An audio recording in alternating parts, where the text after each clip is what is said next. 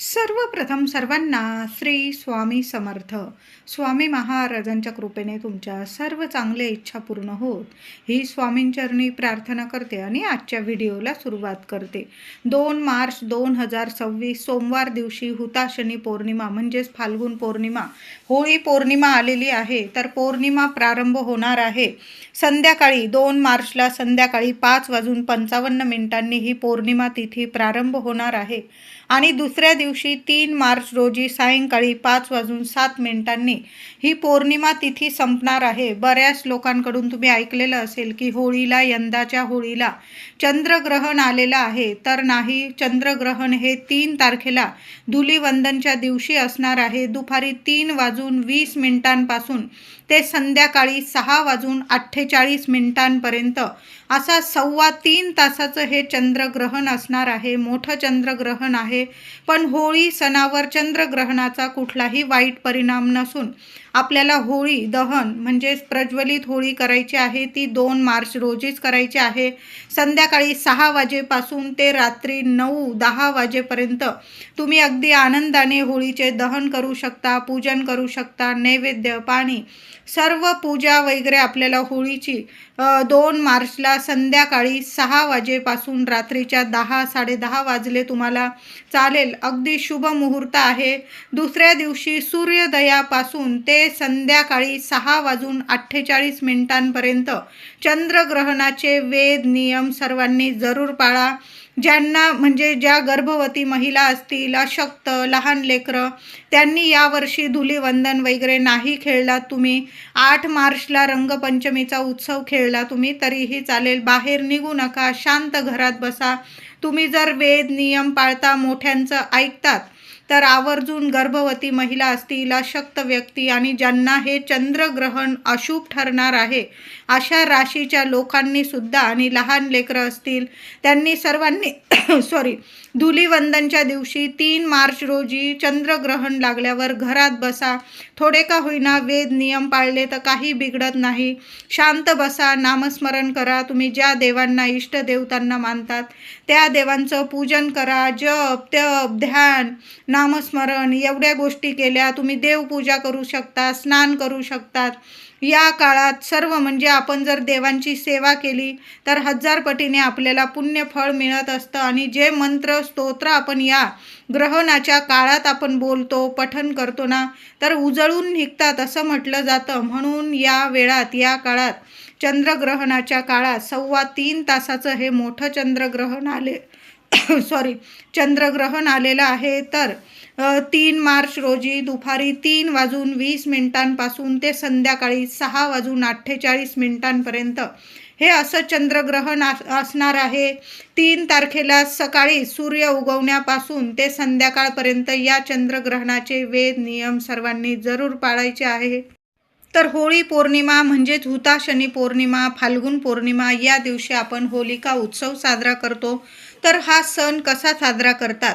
आता बरेचशा लोकांना मनात प्रश्न पडलेला असेल की 3 तारखेला उदय तिथीनुसार ही फाल्गुन पौर्णिमा आल्यामुळे आपण 2 तारखेला कशी बरं होळी साजरी करत आहोत? तर होळीचा सण एकमेव असा सण आहे जो आपण संध्याकाळ नंतर, प्रदोष काळानंतर साजरा करत असतो.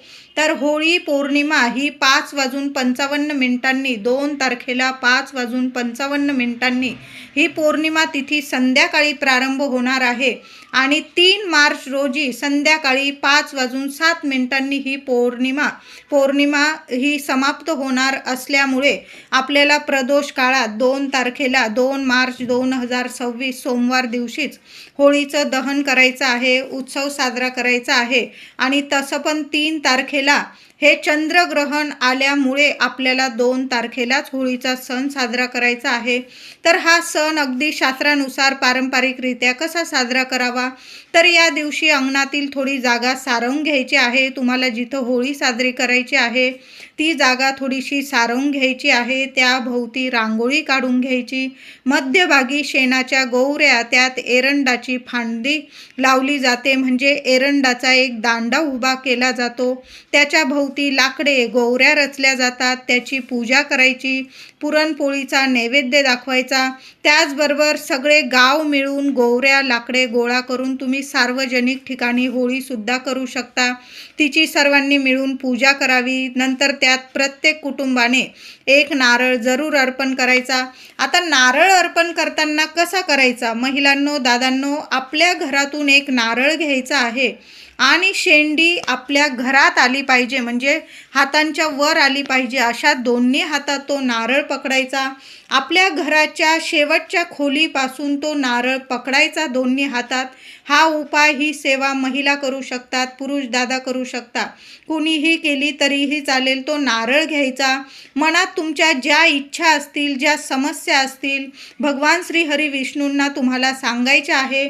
संपूर्ण घरात तो नारळ फिरवून घ्यायचा आहे आणि सरळ जाऊन जळत्या होळीत तुम्ही तो नारळ अर्पण करायचा आहे. अशा पद्धतीने जर तुम्ही नारळ अर्पण केला ना, तर तुमच्या घरात ज्या अडीअडचणी असतील, तुमच्यावर काही संकट असेल, समस्या असतील, भगवान श्री हरी विष्णू एका क्षणात त्या समस्यातून मार्ग मिळवून देतील.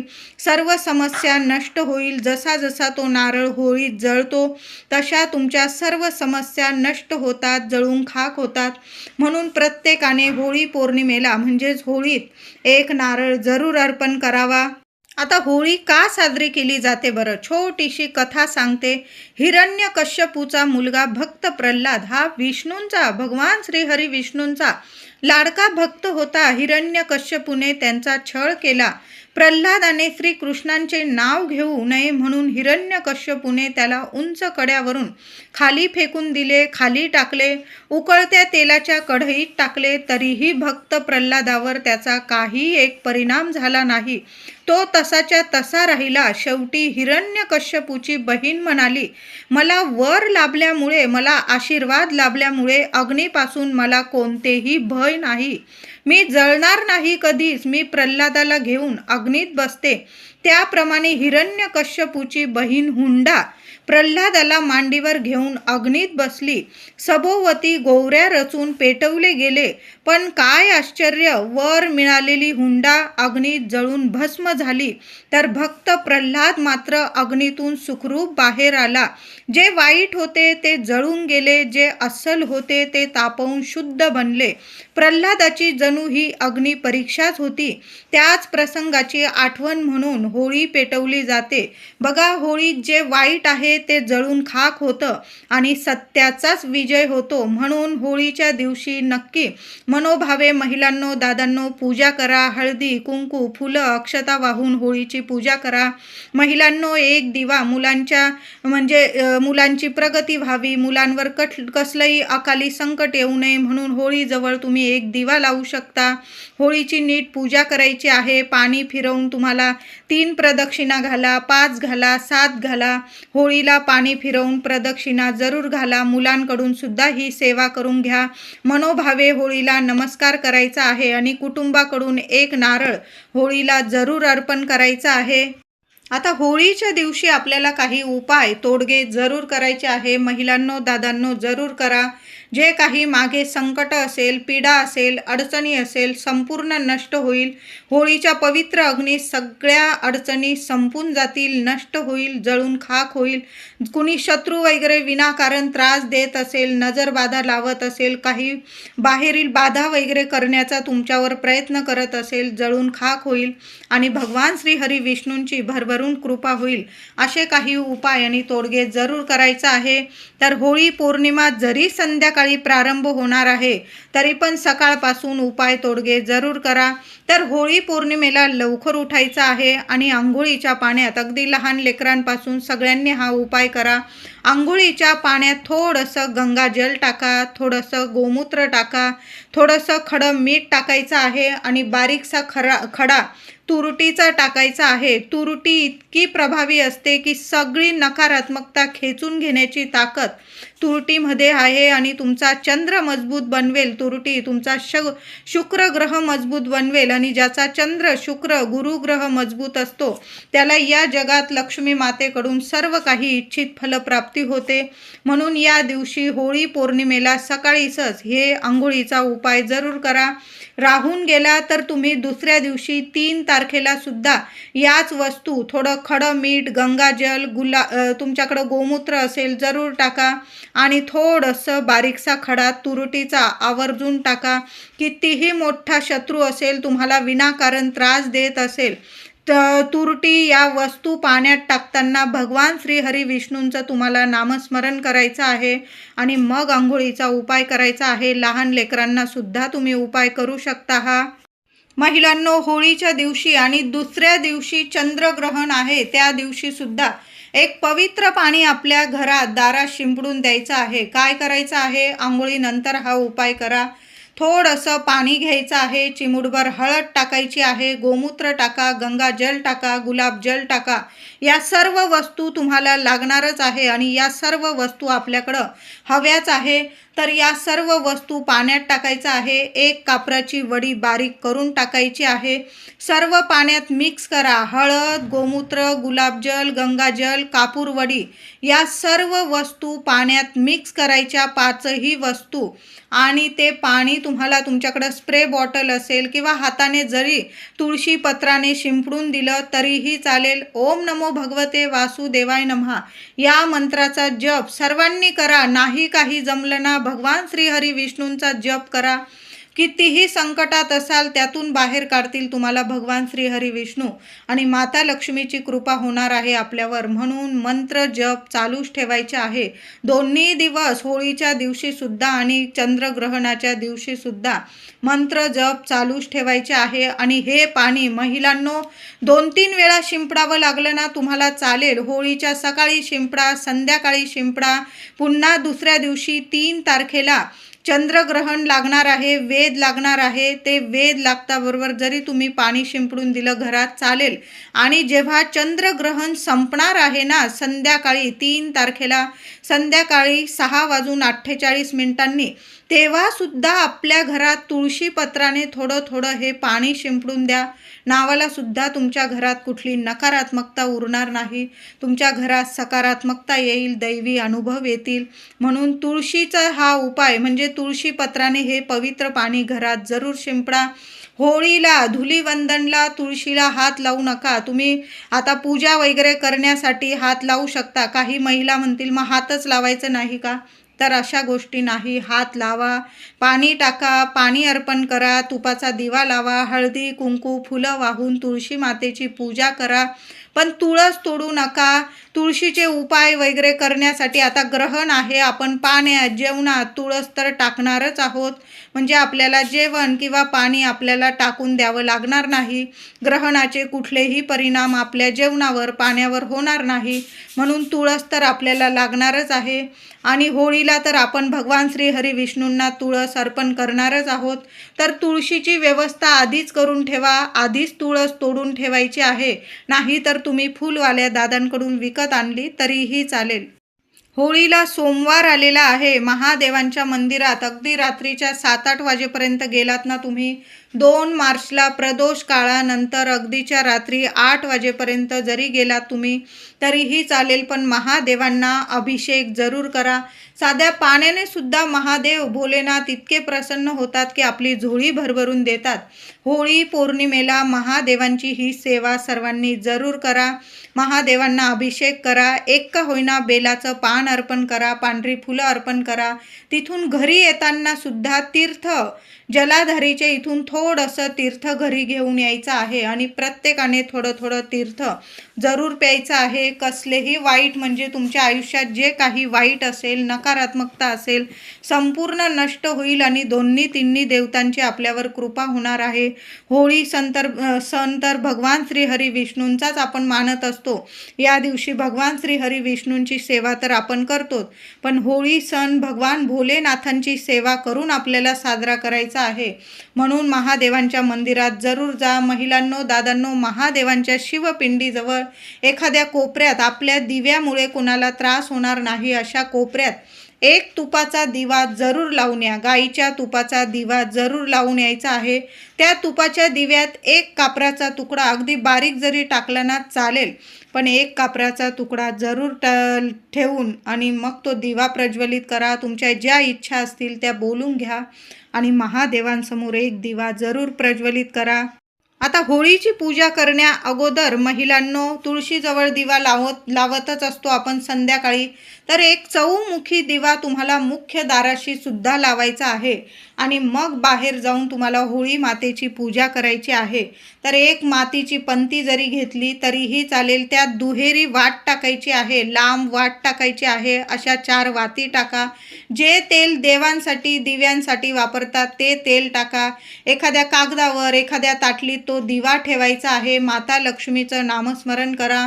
दिव्याला हळदी कुंकू अक्षता वाहून दिव्याची पूजा करा आणि आपल्या मुख्य दाराशी उजव्या साईडला डाव्या साईडला बघू नका, तुम्हाला जिथं जागा मिळेल ना तिथं तो दिवा प्रज्वलित करायचा आहे. उंबरठ्याला हात लावून तुम्हाला प्रार्थना करायची आहे आणि उंबरठ्यावर सुद्धा एक मातीच्या पंतीत थोडेसे तांदूळ, अख्खे तांदूळ घ्यायचे.